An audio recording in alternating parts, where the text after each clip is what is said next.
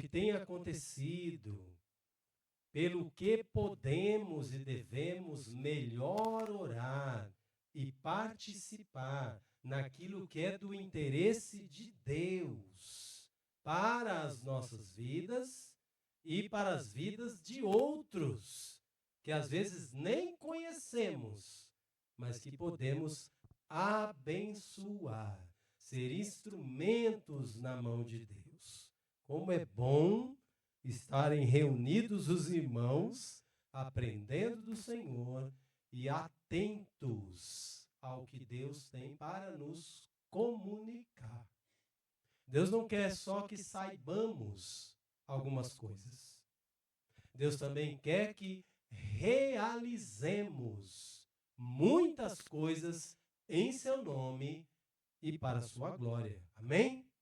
Amém. O poder não está em nós. O poder vem de Deus. Mas Deus está em nós, em cada um de nós que cremos no seu nome por meio de Cristo Jesus. Louvado seja o nome do Senhor. Obrigado desde já, pastor Rafael, por compartilhar conosco um pouco mais, nos ajudar a entender um pouco melhor disso que parece um outro mundo, né? Uma outra realidade, mas com tantas oportunidades de serviço. Que Deus incomode os nossos corações. Que Deus não nos dê descanso. Amém? Olha aí, hein? Você falou amém. Amém é que assim seja, tá? Que Deus não nos dê descanso de tal maneira que fiquemos indiferentes diante dessa realidade. Talvez Deus nos quer orando, talvez Deus nos quer contribuindo, ou essas duas coisas juntas. E talvez Deus nos quer, quem sabe, visitando aquele campo, servindo lá, né? O pastor é lá de Fortaleza, né? Mas tá lá no Japão. Então, gente de Fortaleza chega lá, gente de São Paulo chega lá, gente de Pernambuco chega lá, e todos que o Senhor levar chegarão lá e glorificarão o nome do Senhor. Vamos orar por isso. Irmãos, o nosso culto a Deus, que conta com louvores, conta com ofertas, conta com testemunhos, conta com todo esse tempo gostoso de comunhão, não pode estar completo sem ouvirmos aquilo que Deus tem a nos dizer por meio da sua palavra. E esse momento agora é um momento apropriado para isso. No entanto, queremos convidar as crianças até 11 anos que estarão descendo para o culto infantil. Então, crianças até 11 anos podem estar se dirigindo aí para o culto infantil.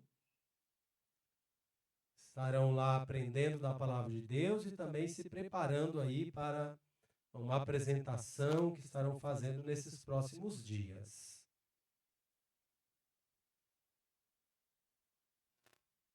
E como já havíamos avisado aos irmãos, hoje não vamos dar andamento ao nosso estudo na primeira epístola de Pedro, mas sim o pastor Rafael terá a oportunidade de compartilhar conosco aquilo que Deus colocou em seu coração. Então, abra sua mente, seu coração, e esteja atento àquilo que Deus tem para comunicar conosco nessa noite. Pastor, mais uma vez, a palavra é vossa, que Deus abençoe grandemente. Essa água eu vou tirar e vou pegar aquela ali para você.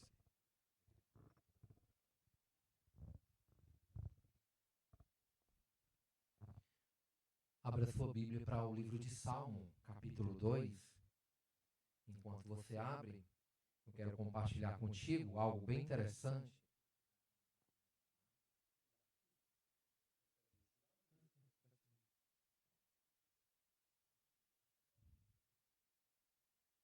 Quantos aqui são pais? Levante o braço aí.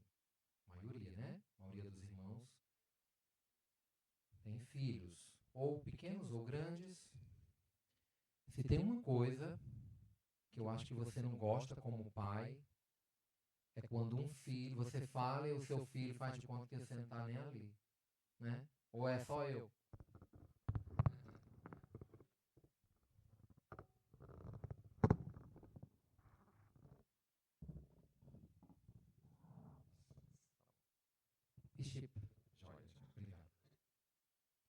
Rapaz, isso é algo assim que às vezes tira a gente do sério, né?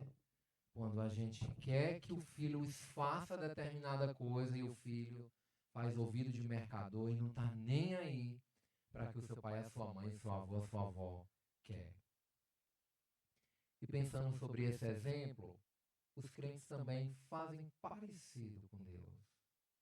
Tem determinadas coisas que Deus, o Senhor Todo-Poderoso, quer que a gente faça como filhos. E nós nos comportamos como os nossos filhos, fazendo ouvido de mercador para com Deus. E hoje eu quero compartilhar com você uma coisa muito simples, que os crentes negligenciam demais. Deus quer que o seu povo faça isso, mas o seu povo ignora bastante. Todos os crentes. Todos os crentes. E aqueles que fazem, estão fazendo, mas ainda que pouco, né? Então, no Salmo 2, nós vamos pensar hoje aqui, nesse salmo, ele é conhecido como um salmo messiânico. Ele vai tratar de um tema audacioso, onde o diabo detesta, mas é um poder muito forte de Deus. E o Senhor Deus quer que a igreja esteja atento para isso. Individualmente, o diabo quer cegar os crentes dessa ação. Mas o nosso Deus, ele não mudou. Ele permanece o mesmo. Né?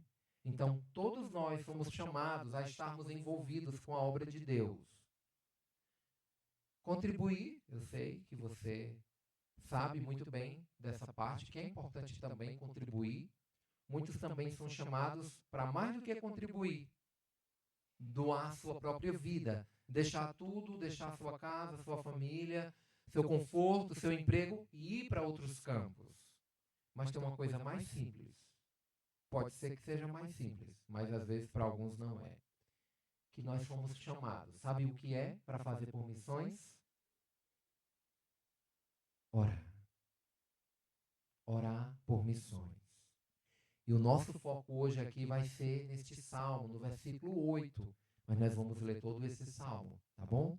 O salmo de Davi. Porque eu quero só, antes da gente fazer a leitura, compartilhar com vocês uma história que foi verídica, não é uma ficção. Lá nos Alpes suíços houve uma avalanche e uma comunidade de crentes, ela foi soterrada. Havia uma casa que os crentes ainda estavam debaixo da neve e as equipes policiais, os bombeiros estavam lá procurando resgatar aquela casa, a única casa que eles não conseguiam resgatar as pessoas.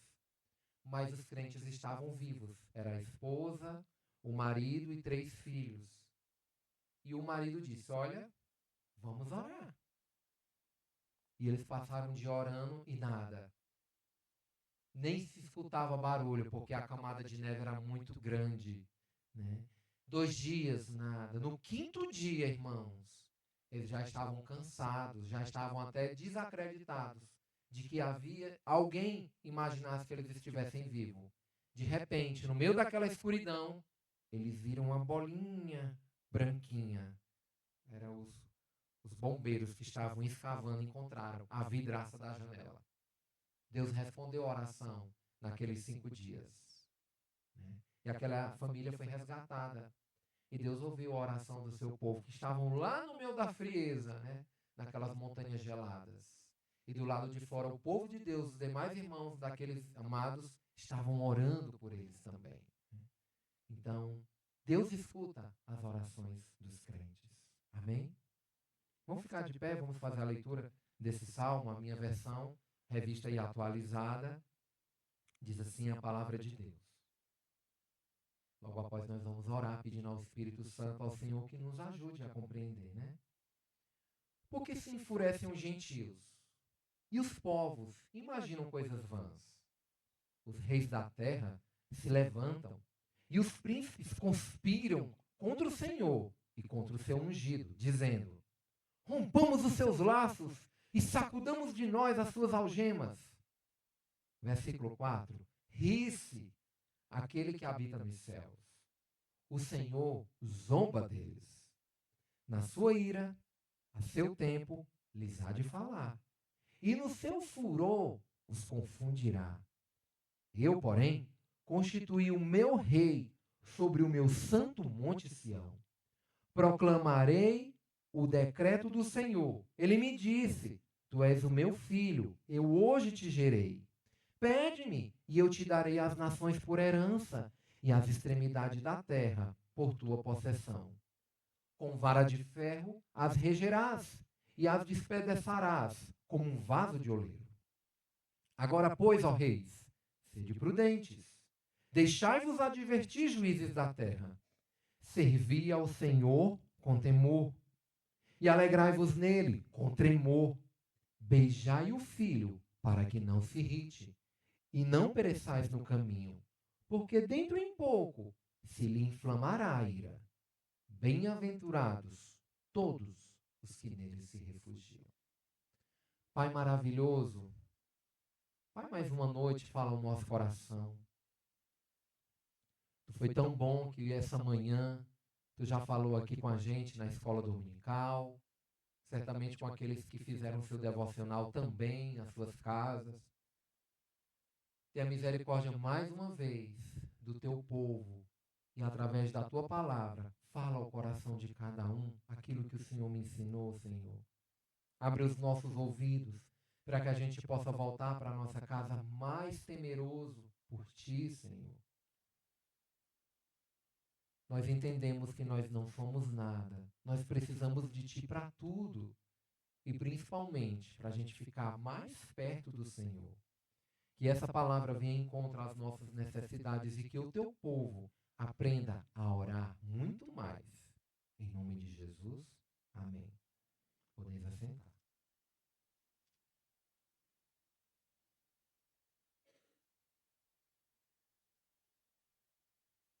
Primeiramente, nós podemos ver aqui no versículo, lá em Mateus capítulo 7, versículo 7 a 12, nós temos aquela coleção de versículos onde o Senhor instrui os crentes a orar. Você vai completar comigo porque eu sei que você já memorizou. Ele diz assim: pede e dar-se-vos-á. Buscai e acharei. Batei e abri-se-vos-á. Pois todo aquele que recebe. E o que busca? E aquele que bate, abri-se. Jesus que falou. Não foi eu que estou inventando aqui, não. Ele mandou a gente orar. Jesus diz: orem, rogai ao Senhor. Em vários momentos na palavra de Deus, o Senhor nos diz para a gente orar. E é interessante porque o primeiro envolvimento missionário dá-se, sabe por meio de quê? Não é ou não é, pastor Júnior?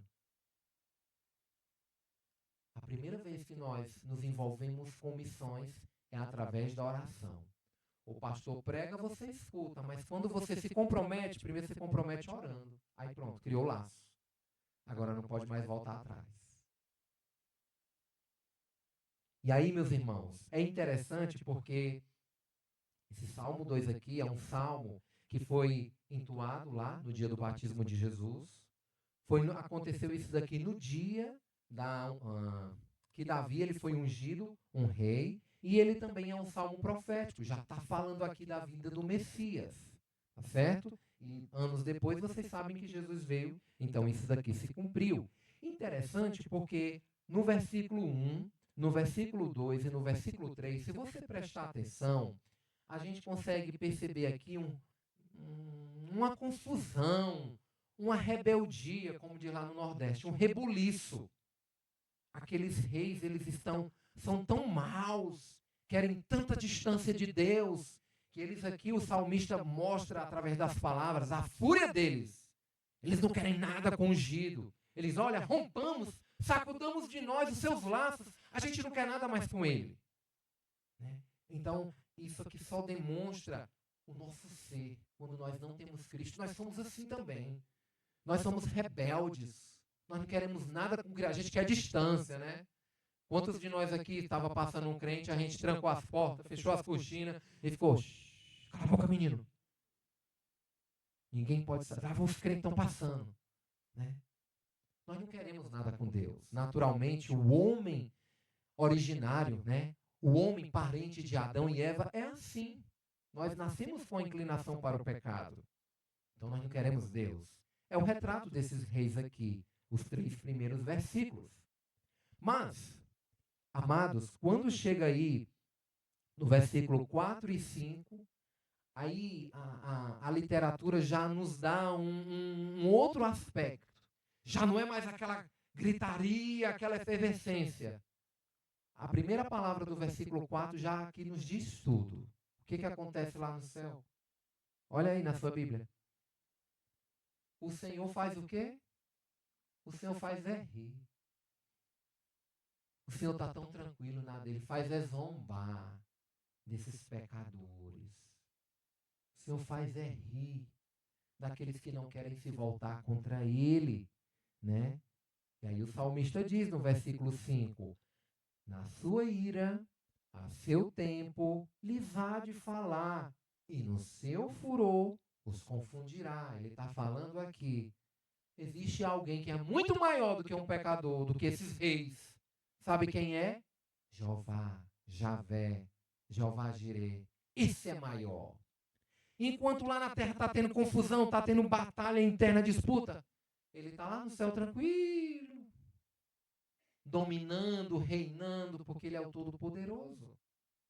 Então, independente se os homens o querem ou não, ele continua supremo, soberano, glorioso, honrado e adorado. Amém? Esse é o nosso Deus. Então, meus irmãos, ele só está dizendo aqui o seguinte, olha, não precisa você ficar assim. Existe um que é maior do que você. É Deus. Por isso, todo homem precisa reconhecer que existe um Senhor que domina todas as nações. Quem é esse Senhor? Xi Jinping? Donald Trump? Quem é, irmãos? É o Senhor Todo-Poderoso. Como ele diz aqui, o ungido. Nada mais, nada menos, ele colocou 2 versículos para esses reis da terra, do versículo 1 e 2, e 3 entender. Reconheça que tem um Senhor do universo que manda e governa todas as nações. Nada fugiu do controle dele ainda. E nem vai fugir. Por que se enfurecem os gentios? E os povos imaginam coisa vã. Por quê? Para nada. É perca de tempo, né? Querer lutar com Deus, né? Então ele fala exatamente isso, né? Mas o nosso Deus, enquanto os inimigos estão lá, sendo escravos e mutilados pelos seus pecados, ele está lá no céu, reinando, sendo adorado, rindo na tranquilidade do seu poder. Né? Eu quero fazer uma pergunta para você, nesse primeiro ponto. Você tem reconhecido que o Senhor, Ele é o Deus de todas as nações? Eu sei que Ele é o Senhor da sua vida, graças a Deus por isso. Mas você entende que Ele está acima do nosso Brasil, acima do Japão, acima do planeta Terra? Ele é o Deus de todo o universo. Você reconhece isso, o tamanho do nosso Deus? Quando a gente para e a gente começa a observar como os antigos observavam a natureza, as árvores, o campo, as formigas, irmãos, que aparecem quando vai chover na nossa casa. A gente começa a lembrar que existe um Deus, o Todo-Poderoso, que governa e domina tudo e todos. Então nós precisamos lembrar que existe um Senhor, que é o Rei sobre todas as nações. E quem é esse Senhor? É Deus, é Jeová, é Javé, é o Shaddai. Não esqueça disso. A primeira coisa, quando você vai orar, você está entrando na presença desse que é o Senhor de todo o universo. Você não está falando com qualquer pessoa, não. Você está falando com o dono de toda a prata e de todo o ouro. Uma dívida sua, uma prestação atrasada, para Deus não é nada. Porque foi Ele que fez a prata, foi Ele que fez o ouro. Uma pessoa que está na UTI, uma pessoa que está doente, uma tosse, precisa ser curado, para Deus não é nada. Foi Ele que inventou a medicina, Ele que criou o nosso corpo humano, nossos vasos, nossas piscadelas. Cada fio de cabelo, a Bíblia diz que Ele sabe a contagem de todo mundo aqui. Por que nós duvidamos? Por que nós não cremos quando nós temos que crer? Primeiramente, quando vamos orar, temos que reconhecer que Ele é o Senhor das nações. É Ele que governa em tudo e em todos. Você se governa? Às vezes você quer se governar, mas é em vão. Porque nós temos que aceitar o governo de quem nas nossas vidas? De Deus. Nós não reconhecemos Ele como Salvador e Senhor. Se é um Senhor, Ele manda e desmanda em você. Quer você aceite ou não. Não é verdade? Então, lembra disso. Nós precisamos ter um relacionamento mais achegado, mais estreitados com o nosso Deus. Como diz o Salmo 25, versículo 14, que a intimidade do Senhor é para aqueles que o temem, às quais Ele dará a conhecer o quê? A sua aliança. Deus quer que a gente fique mais perto e mais próximo dele. Né? Então, lembra disso, reconheça esse Senhor das nações. E aí, o versículo 8, perdão. O versículo 6, ele vai dizer assim, vai contar o exemplo dele. Eu, porém, ele já contou o exemplo dos deuses pagãos, ele reconheceu o poder de Deus e agora ele vai declarar. Olha como é que ele declara. Ele diz assim, eu, porém, né, contrário àqueles que foi que eu fiz, eu constituí o meu rei sobre o meu santo monte Sião. Ele diz assim, eu vou fazer o meu papel. É para mim ser submisso a Deus? Eu vou ser. Eu já sou. Ele diz isso. E no versículo 7 ele diz, olha, eu vou proclamar o que Deus disse que era para mim proclamar. O que era? Ele me disse, tu és o meu filho, eu hoje te gerei. Né? Aqui é uma profecia falando de Jesus. Né? Então, é como se Davi estivesse dizendo o seguinte, olha, ele não disse que eu ia ser o filho dele, eu vou falar para todo mundo que eu não só sou rei, eu sou filho de Deus. Do Deus do universo. Enquanto eles acreditam em coisas vãs, eu acredito no que é eterno, no que é verdadeiro. Eu vou dizer isso para esses reis. Enquanto eles estão naquela efervescência, eu estou tranquilo igual meu pai. Porque foi ele que me constituiu. Então Davi, ele está dizendo, eu faço o meu papel. Eu vou dizer para eles que eu sou filho do Senhor das nações. Eles podem levantar-se contra mim, mas contra o meu Deus eles podem levantar, mas não vão ganhar. É isso que Davi está dizendo para eles. Aí ele diz mais. Uma coisa que Deus havia dito para ele. E ele vai dizer para aqueles reis. Verso 8. Eu queria que você lesse comigo, vamos lá. Pede-me, e eu te darei as nações por herança, e as extremidades da terra por tua possessão. Interessante porque agora nós podemos observar aqui ele dizendo o seguinte, que recebeu de Deus uma ordem. Deus está dizendo para ele o seguinte, olha, eu quero que você me peça as nações. Eu vou te dar para você, rei, as extremidades da terra, como tua herança. Aqui ele não estava se referindo apenas a um território geográfico. Era também sobre as pessoas que moravam em cima dos territórios geográficos. Eles precisavam também de pessoas. Então Deus está dizendo, você quer essas pessoas? Me peça, eu vou te dar. Deus está dizendo isso. E é o interessante porque eu lembro muito de um pastor, eu acho que ele já foi para a glória, chamado Oswaldo Smith, conhecido como Senhor Missões.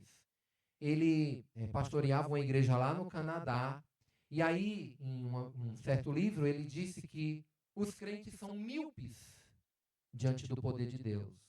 Por quê? Nós não conseguimos enxergar como Deus enxerga muitas coisas.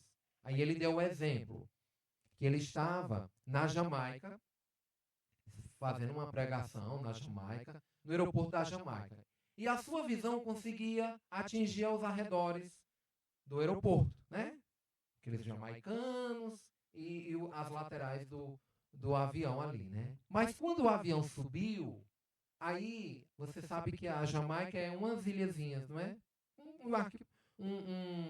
Uma faixa de terra bem pequena. Aí ele já não conseguia ver mais a Jamaica. Ele já conseguia ver as outras ilhas laterais. E subindo mais, aí já não era só aquelas ilhas laterais e a Jamaica, já era todo o Canadá. E ele disse: por que nós também não vemos as nações como Deus vê? Porque os crentes são míopes. Nós não conseguimos enxergar como nós deveríamos as nações. No começo ele só via as casinhas lá da Jamaica. Aí depois vai subindo um avião, aí ele consegue ver as vilas, consegue ver as fazendas. Eu fiquei muito espantado porque quando a gente passou por cima do deserto do Saara, a gente acompanha, né, assim na televisão em frente ao banco, o assento, né? E aí eu vi, né, o desenho do avião em cima do deserto do Saara. E quando eu olhei para baixo era noite. Então eu via pontinhos de luz. Mas no deserto do Saara tem vida, tem gente morando. E tinha uns punhadinhos de luz.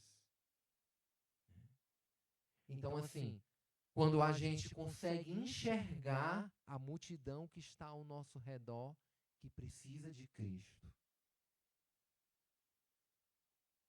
Tanta gente que nós conhecemos aqui mesmo, na cidade de Imbuias, que nunca ouviu uma pregação assadia da palavra de Deus. É impossível, pastor, porque no ano de 2026 tem tanto programa na TV, tem tanta rádio, tem tanta igreja. Não é possível que uma pessoa não consiga ter ouvido nada sobre Deus. Ouviu mentiras acerca de Deus. Pessoas usando a Bíblia e ensinando mentiras. Uma pregação sadia e correta da palavra, eu duvido que todos tenham escutado. E você? Davi disse que ia falar para os reis que o Senhor tinha dado a ele as terras por herança. Você tem falado para as pessoas desse rei? Você tem apresentado esse evangelho que você já é fruto disso? Você tem apresentado esse evangelho para outros homens e mulheres? Conferência de missões é uma oportunidade que a igreja tem de conferir, né? O que Deus está fazendo pelo mundo, não é verdade? Mas não é só os missionários que fazem, não. Cada crente aqui é um missionário no ministério que Deus lhe deu. Você convive com descrente, não convive?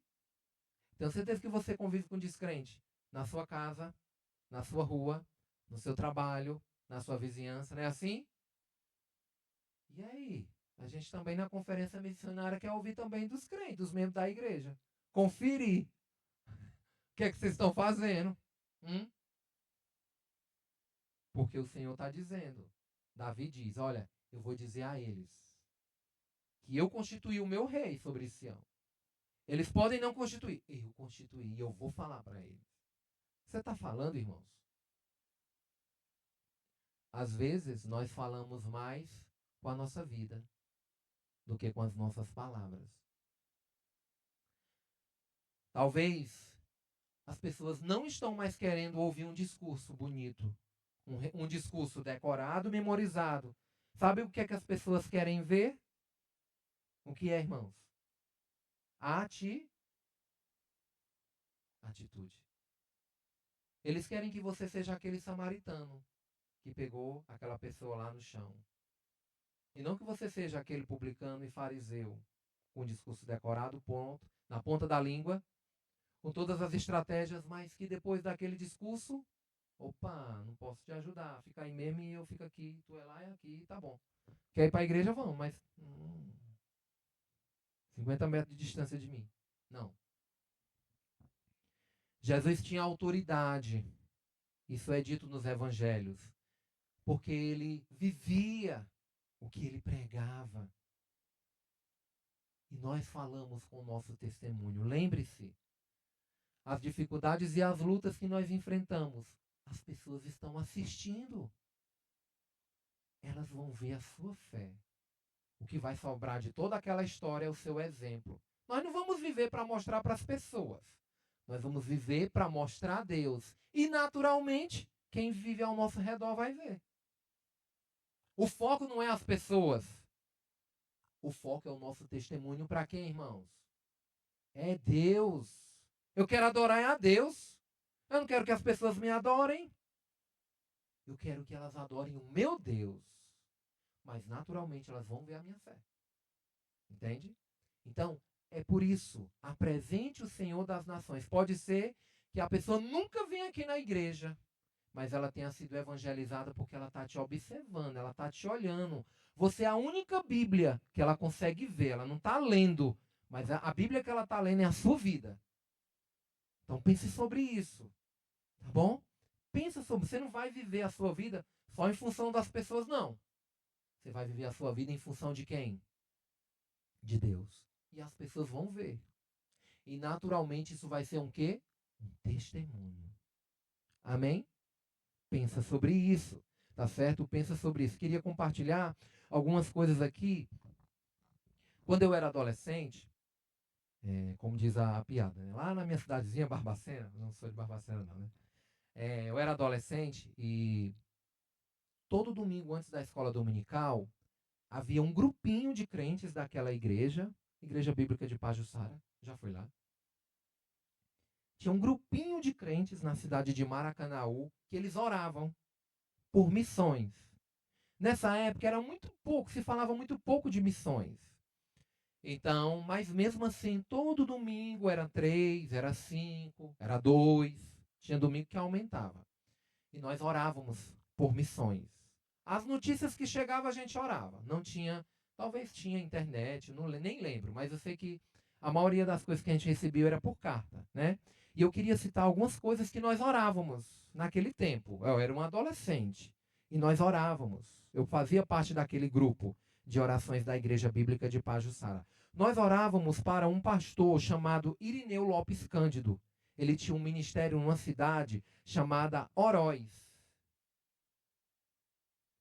Nós orávamos também por um casal de jovens lá da cidade de Maracanaú, que eles estavam querendo chegar num país chamado Cabo Verde. O nome desse casal era Isaías, Arruda e Elda. Nós oramos por esse casal. Nós orávamos também por 4 jovens de Fortaleza que estudavam no seminário. Uma missionária chamada Zilmar, Ritinha Alencar, Francimar e Célia Freitas. Eram 4 jovens solteiras. Elas queriam alcançar as tribos do Brasil. Nós oramos por essas 4 mulheres. Nós oramos por uma cidade da região metropolitana chamada Pacatuba. Um grupo de igrejas da região começou a investir nessa cidade. E por acho que 1 ano, 2 anos, nenhum convertido. Então algumas igrejas começaram a tirar o corpinho fora. Não vamos mais investir não. As pessoas não querem nada. Mas aquele pastor que foi designado para lá, ele disse, eu vou continuar aqui. E só uma igreja continuou. E ele lá, e ele lá. Hoje é uma igreja que já tem 2 congregações. Essas 4 irmãs foram para as tribos e continuam desenvolvendo seus ministérios. Vocês conhecem o pastor Isaías? Ele foi, voltou e tem desenvolvido um ministério muito lindo no Ceará e no Brasil, ajudando as igrejas a crescerem. O pastor Irineu já nem tem mais em Oroz, a igreja já é desenvolvida, estabelecida, já está em Baturité. Outra parte, né? Antes era Sertão Central, hoje ele está na região serrana. Deus ouviu as orações do seu povo. Então por que eu não vou orar? Aí que eu oro mesmo. Porque Deus quer que a gente apresente as nações a Ele. Pede-me e eu te darei as nações. Por isso, se você tem investido na vida de algum descrente, não deixe de orar por essa pessoa. Pode ser que você ainda não tenha uma oportunidade, uma porta tão grande para você entrar com o evangelho, mas você está chegando lá. Deus está abrindo essa portinha devagarinho. Não deixe de orar. Pede-me e eu te darei as nações por herança. Né? Ore pela vida dos perdidos. Nomeie o nome de cada pessoa, irmãos. A gente tem um cuidado, né, de no relatório colocar o nome de cada um daqueles que a gente tem amizade, para você dizer o nome deles. Fala o nome das pessoas para Deus. Ele já sabe, mas ele quer que você fale para ele esses nomes. Fala o nome dessas pessoas para Deus. Amém? Adota uma nação. Eu sei que você é inclinado por algum país do mundo. Né? Agora a gente mais ou menos, né, que a gente já chegou na metade. Mas aqui o brasileiro viveu assim um período muito expressivo que foi a Copa do Mundo, né? Todos os jornais tinham reportagem sobre algum país, né? Mostrando curiosidades sobre algumas seleções e tudo. Escolhe um país daquele. Ora por uma nação. Entrega essa nação diante de Deus. Faça isso, tá bom? Não esqueça. Por último, a gente já tocou nesse assunto. Quando você ora, você acaba o quê? Se envolve? Você vai se envolver. E é verdade, vamos parar para pensar, esquece um pouquinho missões. Mas, quando vocês aqui no culto de oração, algum irmão levanta, faz um pedido e tudo, e aí a gente começa a lembrar de orar, não é assim? A gente ora na igreja e ora em casa. Quando a gente lembra, né? A gente não ora. E quando a gente vê o irmão ou conversa com o pastor, pergunta, né? Pastor, como é que tá? Como foi a cirurgia do irmão fulano? Como é que tá a irmã cicrana? Não é assim que acontece?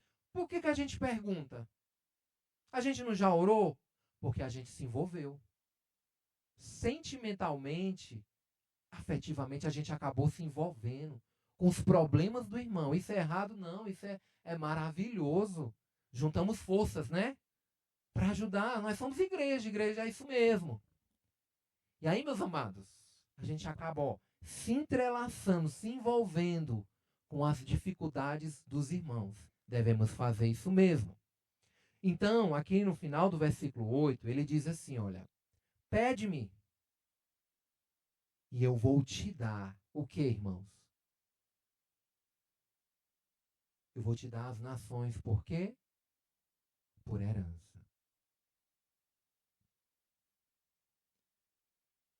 Nós somos pecadores. E nesse mundo cruel e hostil, nós pensamos muito no nosso sustento. Nós pensamos em estar bem, confortavelmente, isso não é errado, tá certo. Mas nós também pensamos no conforto e no sustento dos nossos filhos. Nós pensamos, será que dá para ajudar? Não vai faltar para mim? A gente pensa assim. Porque nós somos seres materialistas. Enquanto a gente estiver nesse corpo, vamos ter essa luta, sabe? Vamos lutar muito contra a generosidade.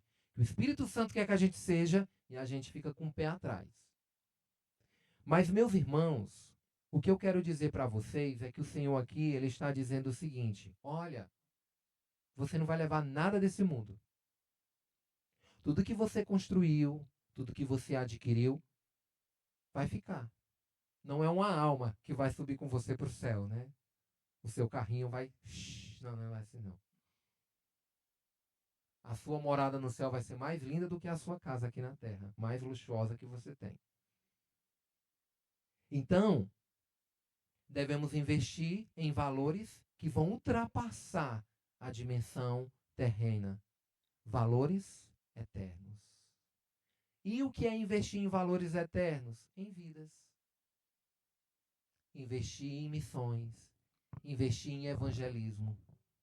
O que você puder fazer para investir mais no reino de Deus, não meça esforço, não faça. É isso que vai ficar. Porque daqui a 200 anos, se Jesus não voltar logo, suponhamos que nós ainda passaremos aqui na Terra, o homem vai passar aqui na Terra 150 anos, 200 anos no máximo. Ninguém vai lembrar de você, não. Quem foi você, o patrimônio que você construiu, quantos filhos, quantos certificados você tem, ninguém vai lembrar disso. Você é demitido hoje, amanhã já tem uma pessoa na tua vaga. Que dirá daqui a 100 anos? Que pode ser que não tenha nenhum parente da sua família mais vivo. Vamos investir em coisas eternas, que não se acabam, que não vão perecer. E o que é que não se acaba e não vai perecer, irmãos? É almas.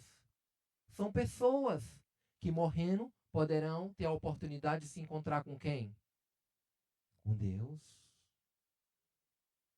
Quantos japoneses, vietnamitas, para a glória de Deus, costarriquenhos, vocês vão se abraçar lá no céu? Porque vocês oraram por eles, que eram nossos amigos lá no Japão? Não sei. Só vamos saber lá, né? É investir em almas. Coisas que vão ultrapassar a barreira terrena. Mas o que a gente constrói aqui de material vai ficar aqui. Para quê? Disputa judicial. Sua família se desunir. Separar as famílias. Então não vale a pena. Não adianta. A sua previdência tem que ser aonde? Lá no céu. E Deus dá um meio da gente investir na previdência no céu, usando a igreja. Você investindo na obra de expansão do reino de Deus da igreja, você está investindo no reino de Deus. E isso vai ultrapassar a barreira. Isso não vai ficar aqui, não. Os nossos bens ficam. Mas essas almas, vão nos acompanhar lá na glória. Certo? Então, se envolva com as nações. Eu lembro de um missionário, eu acho que você já deve ter ouvido falar sobre ele. Deixa eu ver aqui onde. William Carey. Já ouviu falar sobre a história de William Carey? Guilherme Carey. Ele foi um homem que era um crente comum, como eu e você, e ele tinha uma profissão. Sujinha, parede sujinha de graxa. Tinha algo interessante naquela parede que chamava atenção. Sabe o que era? Era um mapa do mundo. O mundo conhecido da época de William Carey. E entre uma costurada, entre uma engraxada e outra, ele olhava para o mapa e ele dizia assim para Deus. Está escrito na sua biografia. Dai-me a Índia por herança. Deus não mandou o Davi pedir aqui as nações por herança? E ele fez a mesma coisa que Davi fez. Ele pediu, Senhor, dai-me a Índia por herança. Eu quero a Índia, eu quero os indianos para ti. Me dá a Índia para ti, Senhor. E Deus levou William Carey para a Índia. E através da vida de um sapateiro, que talvez hoje a gente pode considerar um nada ou ninguém, porque a gente coloca algumas profissões lá em cima e outras lá embaixo, Deus levou muitas almas ao conhecimento dele. Amém? Um sapateiro, muitos ingleses, até na igreja mesmo, né? Ficaram meio desconfiados. Olha, teve até um que se levantou na assembleia e disse assim, se for de indianos conhecerem Jesus, nunca Deus vai te usar. Quem é você, um sapateiro? Você nem é um pastor, é? Deus usou aquele homem, né? Deus usou, ele olhava para o mapa e ele orava pelos países, né? Eu errei o país, era a China. William Carey, China, tá bom? Ele traduziu a Bíblia para a terça parte do mundo e ele ficou conhecido na história. Eu também queria compartilhar o exemplo de alguns cearenses que eu não tive o privilégio de conhecer, só os seus parentes, mas que ainda hoje eles são lembrados ali na região onde a minha esposa nasceu. Um homem que era bem católico, bem fervoroso, chamado Josa, o bisavô da minha esposa. Ele era um homem bem visto ali naquela comunidade e era amigão do padre, do sacerdote romano. E diz que uma vez um crente o encontrou e disse o seguinte, olha, você sabe o que diz aqui? O Êxodo capítulo 20, nós não devemos adorar imagens. Aí ele, hã? Não tem isso na Bíblia não. Aí ele, vou te mostrar agora. E você sabe que no passado, né, não tinha tanto acesso às escrituras. Somente o sacerdote romano, na década de 50. E aí o crente abriu a Bíblia e mostrou. A partir de então, Deus começou a abrir os olhos do seu Josa. Aquele homem se converteu. E sabe uma das coisas que ele fez depois que ele se converteu? Ele doou uma faixa de terra para aquele missionário. Sabe o que o missionário fez com aquela faixa de terra? Começou a construir a igreja bíblica. Só que muitos outros também iam se convertendo. E o que é que a família fazia? Expulsava esses de casa. Aí o missionário teve uma ideia. Do lado da igreja, eu vou construir casinhas. E vai ser o refúgio desses que estão fugindo de casa. E aí foi uma casinha ocupada, a segunda, a terceira, a quarta, virou um distrito, irmãos. O único distrito do Ceará construído ao redor de uma igreja evangélica, chamado Vila Paraguai. Tá lá no Google Maps, pode procurar que tem. Irmãos, Deus salvou aquele homem católico. E para ele, faixa de terra não era mais nada. É lá nessa cidade que existe um cemitério só para os crentes. O sacerdote romano não permitiu que uma família enterrasse um crente, porque eles eram crentes. Então, outro senhor, seu Capistrano, vou já é agora, vou falar sobre ele, o seu Capistrano. Ele estava com dó daquela família, porque o sacerdote disse, protestante aqui não se enterra. Então, o seu Josa disse, pode enterrar ele lá no meu quintal. E foi o que aconteceu. Foi o primeiro corpo que foi sepultado ali. E depois aquela faixa de terra se transformou no cemitério comunitário. E hoje ainda é administrado pela igreja, agora é aberto para qualquer pessoa. E é onde nós vamos nos enterrar lá no futuro, né? Se o Senhor permitir que a gente morra aqui no Brasil. Estão lá todos aqueles santos. Vai ser lindo o dia do arrebatamento daqueles. Todas aquelas sepulturas, porque a maioria ali é crente, né? Vai se levantar. Eu nunca esqueci um velório, um enterro que eu participei ali. Uma sobrinha do seu Josa disse assim, quando o caixão estava baixando: mais uma alma foi para o céu, glória a Deus, bem alto. Isso era uma vitória, se ela falasse isso na época onde a igreja era muito forte. Para muitos nem teve tanto sentido essa expressão, mas eu entendi a expressão daquela senhorinha. Então, seu Josa doou parte dele. Ele conseguiu aquela terra com tanto suor, né? Trabalhava nas carnaubeiras lá, tinha os seus funcionários. Deu. Ele se envolveu com a causa do povo de Deus. Porque quando a gente ora, a gente se envolve, a gente dá as mãos e a gente diz assim, eu estou contigo, meu irmão. Vocês não estão dizendo isso comigo, mas eu sinto que vocês dizem isso. Quando vocês oram por mim, quando você devolve a sua oferta, quando alguém manda uma mensagem, eu estou entendendo esse recado seu. Que você está dizendo, pastor, eu estou com você, não se preocupe. Então lembra disso, né? Não é só orar, é dedicar parte da sua vida para a obra de Deus. Amém? Eles se doaram, eu dei 3 exemplos, né? William Carey, o seu Josa, o seu Capistrano, eles se doaram, né? Eles se doaram pela obra de Deus. Se Deus chamou você para fazer mais do que orar, mais do que contribuir, se Ele te chamou para fazer mais, vá. Não teme com Deus, porque é só perca de tempo. Se Deus chamou você para fazer mais do que você já tem feito, pastor, eu sou um rato de igreja, eu faço tudo. Tudo, eu tenho 5 ministérios, eu faço mesmo, eu tenho um prazer. Amém, glória a Deus por isso. Mas se Deus quer lhe tirar da igreja para você ser um representante da fé dos seus irmãos em outro lugar, vá. Converse com a liderança da sua igreja e mostre o que o Senhor está falando contigo. Pastor, eu tenho uma oferta de fé, compromisso de fé para comissões de tanto, mas eu sinto que eu quero doar mais. Amém. Obedeça. Eu já tenho orado todo dia por missões, pastor, 5 minutos. Quero orar mais. Ore mais. Se o Senhor está falando contigo, obedeça. Obedeça. É o melhor que nós podemos fazer. Amém?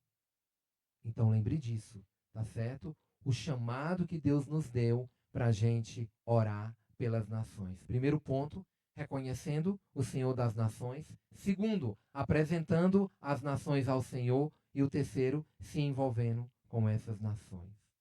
Eu espero que na sua escolha das nações você tenha colocado o Japão. Tá bom? Não é porque eu estou lá, não. Mas é porque eu vejo a necessidade daquele país. No Japão, a gente consegue alcançar, eu só estou falando da minha cidade. Se você vai para Tóquio, se você vai para Nagoya, se você vai para Osaka, você também tem mais oportunidades do que eu tenho. Porque na minha cidade eu já conheci paquistanês, vietnamita, cambodianos, bolivianos, peruanos, Mianmar, lá do Mianmar, do Sri Lanka, da Índia, das Filipinas. São muitos povos, fora os brasileiros e os japoneses, irmãos. Então a necessidade é muito grande. Sabe falar espanhol? Puxa, vamos treinar o teu espanhol lá. E você ainda vai evangelizar pessoas. Faça mais. Se Deus está te chamando, vá. Vamos orar?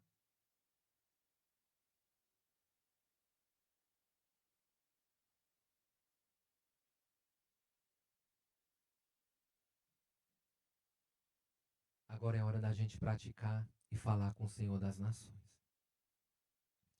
Enquanto eu oro, você também vai orar. Você não vai só ouvir orar, não. Você vai falar com Deus. E o nosso Deus vai nos ouvir e nos entender ao mesmo tempo. Não vai ter confusão na cabeça dele. Ele vai nos compreender. Fale com o Senhor. Peça ao Senhor uma nação do mundo. Coloque-se à disposição do Todo-Poderoso. Amém? Enquanto os crentes estão orando, eu quero me dirigir a você que ainda não é um crente no Senhor Jesus.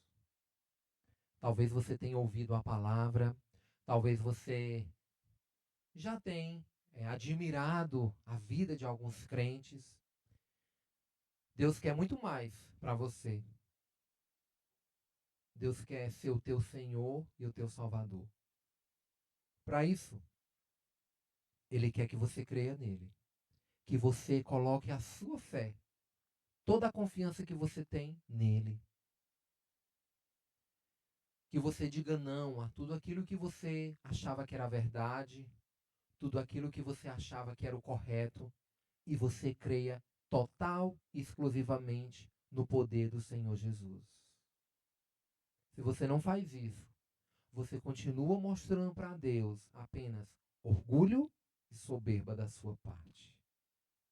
Deus quer tirar isso da sua vida. Deus quer libertar você dos seus pecados. Porque essa sua vida que você tem levado de pecado só tem te levado à destruição. Só tem te levado a ficar mais longe de Deus e mais perto do teu próprio eu. O Senhor está te dando uma oportunidade esta noite de você dizer a Ele: Senhor, me perdoa. Ele tinha um único filho e Ele mandou esse filho morrer no seu lugar naquela cruz. Ele nem tinha culpa de morrer, mas pegou a tua culpa e morreu por ti, no teu lugar. Agradeça por esse sacrifício que Ele teve por ti. Ele quer ser o seu Salvador. Ele quer te dar uma nova vida, uma vida que vale a pena ser vivida. Mas para isso, a senha, o portal é você crer. Ele diz: crê e serás salvo. Tem alguém nessa noite que reconhece que só Jesus pode perdoar os teus pecados, só Jesus pode te dar a verdadeira paz e esperança? Eu estou falando com você. Se você está aqui esta noite e você quer que o Senhor perdoe os seus pecados, por favor, levante da seu banco. E eu vou entender com isso que você entendeu o meu apelo e você quer fazer parte da família de Deus. Levantar a mão, ficar em pé, não salva ninguém. Mas é só um sinal para que eu possa orar por ti. Essa igreja aqui também vê que você quer fazer um compromisso com Deus. Não conosco, não com a denominação, mas com o Senhor. Tem alguém essa noite que gostaria de pedir ao Senhor Jesus perdão pelos seus pecados? Por favor, levante da sua cadeira. Ou levante uma de suas mãos. E nós queremos orar por você.